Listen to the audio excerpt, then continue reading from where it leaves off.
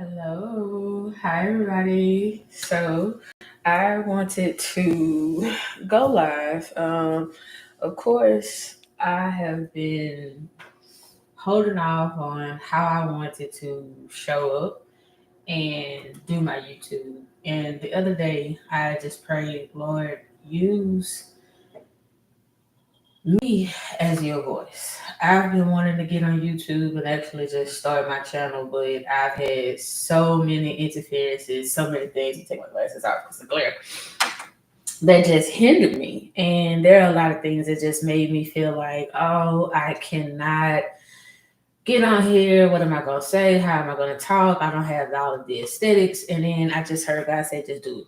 Just start talking, and I will do the rest. And I'm like, okay. So this morning, I really got on here because I felt that I needed to just talk about grief. And a lot of times we don't talk about grief as entrepreneurs and still having to do business, still having to keep every day as business as usual, as they say.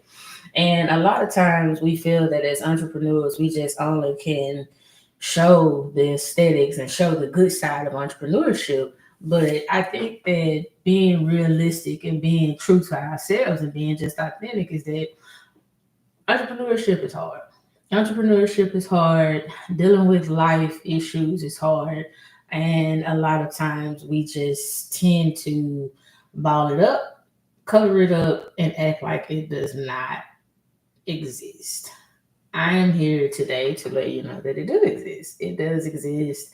We cannot just continue to go on acting like we don't have grief. And grief in particular is especially when you are grieving the lifestyle and life that you thought you were supposed to have as an entrepreneur. You know, we all thought that we were supposed to get out here and start a business and we're going to create this great service or we're going to create this great product or we're just going to be this great influencer and life is just going to be good, right?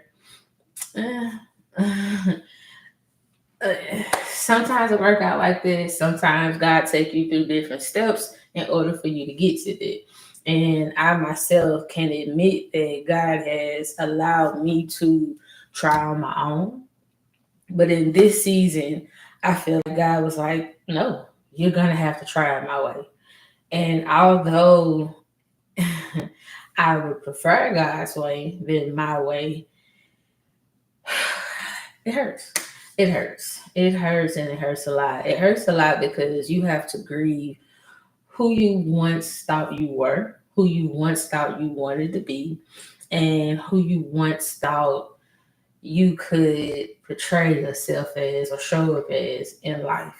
And for myself, I was an individual who showed up very prideful, who showed up very strong and hyper independent. And, you know, I wanted to show that I was this person who overcame all of my traumatic issues in life. And I showed up as this, you know, proud entrepreneur who's made $1 million twice, and which I blew twice. We'll get to that. That's another video. But I've purchased homes, I've built homes, I was married. That's another video as well. As a single mother, you know, I got my kids in great schools, great communities. And, you know, coming from the place that I've come from, I felt I had shown up and I arrived. However, I just simply I've been humbled. This year has humbled me to my core to where I had to grieve. Having a breakup as an entrepreneur, the good part about that is that I don't have to show up at work. But the hard part about that is that I don't have a full community or my full ecosystem that allows me to lean on people and really just talk and be able to really get through that. At this point, being an entrepreneur, I have to fully rely on God. And in this season, God has made it evidently clear that you're going to have to rely solely on me in this season. And by meaning that God allowed me to understand that the relationship that I have been in for the last almost 4 years has definitely pulled out of me what I covered up as an entrepreneur. I covered up my scars. I covered up my pains. I covered up my tears. I covered up my traumas with entrepreneurship. I covered that up with my success. I covered that up with my bank account. I covered that up with a lot of the access I had and the rapidness of how I was able to just quickly go through life because I was an entrepreneur. I was making money. I was, the it girl. I was known for this. But yeah, God has truly humbled me. And a lot of times we believe that entrepreneurship, we don't feel. We don't feel. We, get it out the mud. We pull ourselves up by our bootstraps. All of those tough analytical things that a lot of times really does not suffice for entrepreneurs. It don't. Mental health is a very, very big issue with entrepreneurship. You have a lot of entrepreneurs who may decide that they don't want to be here anymore. And it's simply because they thought that they could get out here and create this lifestyle and this life if they pulled themselves up by the bootstraps, if they got it out the mud, if they worked hard. And, a lot of times that creates mental instability. And for me, as someone who owned a behavioral health and counseling agency, I became aware that a lot of entrepreneurs do not check on their mental health. The only thing is go, go, go, go, go, press, show.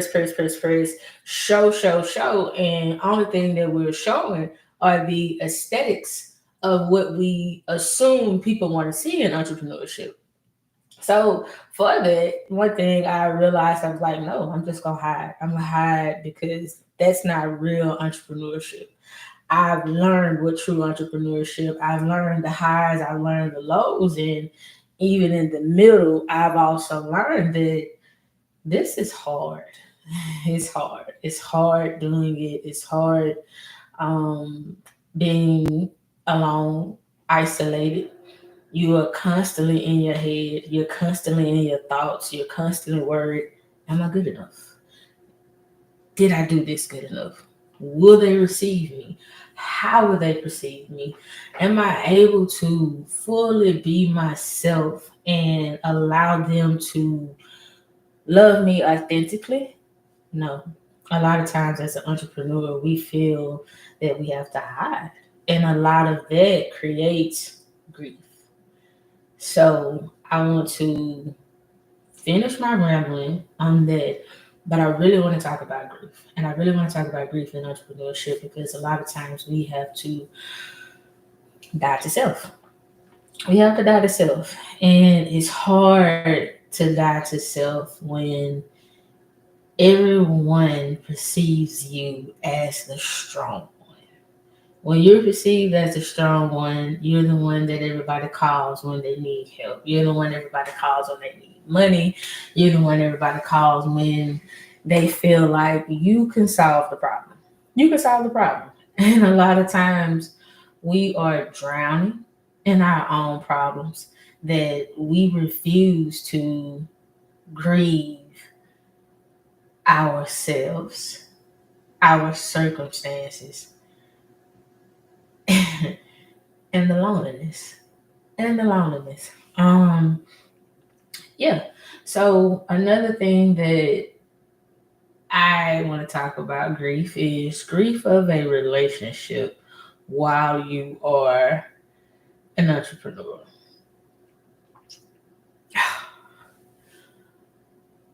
You have to grieve that relationship in private. And grieving their relationship in private comes with isolation. It comes with uncertainty. It comes with um, not having clarity on what to do next and how to get to the next stage and the next level. A lot of times we know what to do. We know how to pivot, especially as entrepreneurs. We know how to pivot. We know how to get to, oh, I lost, money. Oh, I need to, we know how to pivot. But when it comes to grieving relationships, whether they be partnerships, friendships, intimate relationships, as an entrepreneur, we don't know how to come back into our bodies and admit that we don't know what to do, because everybody always look at us as, you know what to do. You're not clocking in at a 9 to 5. You're not at another, so you're on your own. You're able to be free. And it's like, I'm really not free. I'm really not free. I don't feel free. I need help. I need somebody to get me out of this space, because if not, I'm losing it. So grief has definitely been something I've been dealing with the past month. God has been allowing me to grieve the business that I had. I closed my business in 2023, and closing my business was definitely something that I needed to do, because there was so much emotional upheaval that I had to recognize within myself, that a lot of things I was doing was definitely, I was navigating out of trauma. I was doing a lot of things out of trauma. I ended up losing a lot of money. I had a partner, and he ended up investing a good amount in with me. We both lost out, and it just, yeah, that's another video as well. But having to grieve what I thought I was, what I thought I wanted to do within that time frame, then coming from that and trying to figure out, okay, I should just go get me a job. This entrepreneurship is not for me. I'm just gonna go get me a job. I don't know what else to do, and it's just like, okay, I'm going to get me a job. So starting the process of trying to go get you a job and just saying, Lord, I don't want to do this no more. I don't want to do the entrepreneurial journey. I want to go get me a job. I want to clock in. I want to be amongst people. I want to dress up. I want to go to the office. As you can see right now, I got on my game day, my son game today. So on Fridays, I dress down. I dress how I want to. But when you start going into these places for interviews, mind you, I'm able to get all of the supervisor and higher rank interviews. I'm able to get these. My resume is extensive, it's great. I have the experience from payroll, managerial, supervisor, what have you. I have the experience. I get to these interviews, I get textbooks and answers. I do great, knock the interview out. They love me. And then you get told you're overqualified. You're like, what? What do you mean overqualified? I'm overqualified? What? You grieve that. You grieve that I am not even capable of getting a 9 to 5. I gotta go back to what what I know, and I gotta hustle back through this, because this is what's paying my bills. You get into that. Then you go into relationships, partnerships, and you're seeing how you're trying to navigate the partnership. You're the nice person, and the other people have ulterior motives, and you're like, okay, no worries, we're gonna get to this. That's the stage of grief. When you realize that everybody don't think and move or behave the way you do as an entrepreneur, you're like, okay. Then you go into intimate relationships when you're dealing with that person, and that person might not have the same perspective that you have, and when it comes to working employment for someone and having your own vision and having your own thing. Sometimes that creates jealousy. Sometimes that creates strife between you two in the relationship because that person may see you living well and feel that they should have what you have, or they're not capable of having it, even though they would like to. And you grieve your relationship. So you go through so many different stages of grief, and no one is there to pick you up because they assume just because you're an entrepreneur that you're strong, you're capable, you're pulling yourself up by your bootstraps, and you're able to get it out the mud, and you'll be all right. Keep going. And you're like, what? No, I need help. I need help. Somebody need to help me, you know? So you suffer and you go through all of these stages of grief, and you're just like, okay, we're gonna figure this out. You know, I know they said it's like what 5 or 6, 7 stages of grief, 12, I don't know, however many stages of grief it is, you go through all of them: sadness, anger, joy, all of those. I think I am at the space of okay acceptance. I am at acceptance right now. So whatever stage of grief that is, that's where I'm in right now. I'm in acceptance of life, and whatever comes, come. But I feel that a lot of times as entrepreneurs, we do not accept grief. We do not accept the stages of grief, and we just tend to believe that we are indestructible and we can continue to go. We cannot. So I want all of you guys who are entrepreneurs to know you can grieve. You can grieve. It's okay to have grief about a life that you thought you were supposed to have as an entrepreneur. It's okay to grieve about the partnerships, the relationships. It's okay to grieve about the setbacks. It's okay to grieve that you were not able to create this luxurious life as an entrepreneur, or maybe you have created it, and maybe you're grieving the fact that you don't have normalcy in your life. That when you were working the 9 to 5, you were able to go hang out with your friends, you were able to, do certain things, and now you're just constantly working and you have the success. You're just not able to be normal. You're just not able to relax and take a break. That still qualifies as the stages of grief. And a lot of times we don't know how to grieve success. Yeah, a lot of times we don't know how to grieve success.